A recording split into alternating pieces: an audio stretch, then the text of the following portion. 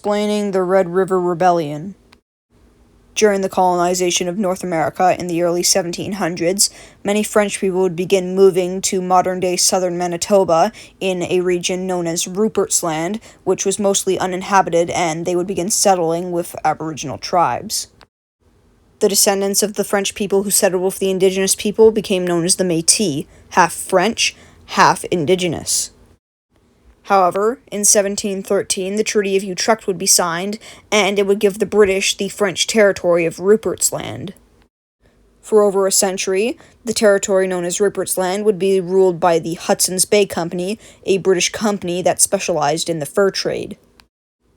This, however, would not affect the Métis, as the British would mostly stay away from the Métis, and the few times that they did meet, they would trade.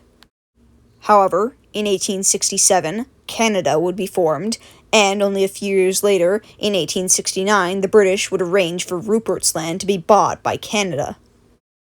William McDougall, a white Canadian, was to be made the governor of Rupert's Land. However, the Métis despised him. The Canadian government would send out surveyors to map the area for habitation. However, the Métis, led by Louis Riel, would block them from entering. After the creation of Canada, Riel would form a provisional government inside of Manitoba and would plead for the Canadian government to make Manitoba a province of Canada, which they would reluctantly agree to. In Manitoba, Riel's provisional government captured Fort Garry along with some other settlements and began arresting pro-Canadians. These pro-Canadians would be arrested and would be held in Fort Garry, the main Métis base of operations. However, in January of 1870, some men would escape the fort. These men included Thomas Scott, Charles Mayer, and Dr. John Schultz. These men would meet up with Lieutenant Charles Bouton and would form a plan to overthrow the Métis government inside of Manitoba.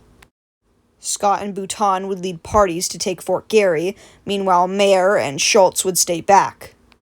Scott and Bouton, along with 50 pro-Canadians, would march on Fort Garry. However, Bouton would stop along the way and would have second thoughts.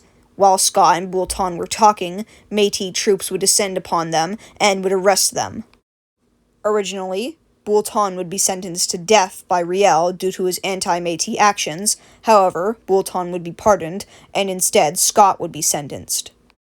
On March 4th, 1870, Thomas Scott would be executed by the Métis by firing squad. Upon hearing the news, both Schultz and Mayer would flee to Toronto, where they would tell the Canadian government about what had happened to Scott. Many pro-Canadians were furious with what the Métis had done, and they would begin forming militias. Many Torontonians began signing up in droves for these militias. However, before these militias could do anything, on May 12, 1870, the Canadian government would pass the Manitoba Act, which would state that Manitoba would become a province of Canada on July 15th. Most parties in the matter were satisfied with this, as the Canadian government could still hold on to Manitoba as a part of their territory, and the Métis could control Manitoba. However, the one party that was not satisfied in the matter were the Torontonians, who became absolutely livid at the idea of the Métis ruling over a province. These people would demand that the Canadian government send a military expedition to oust Riel along with the Métis from power in Manitoba. The Canadian government would oblige and would send a military expedition led by Garnet Wolseley to peacefully oust Riel from power. As the force began leaving Toronto, hundreds of pro-Canadians began marching with them, intending to lynch Riel. However, when they arrived, their dreams would be shattered when they found out that Riel had already fled.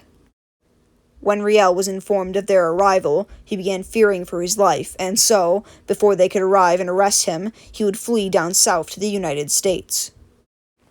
With the Métis leader now having fled abroad, the Red River Rebellion would come to an end.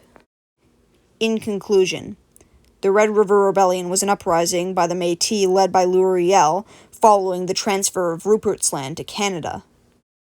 Thank you for watching this video on the Red River Rebellion.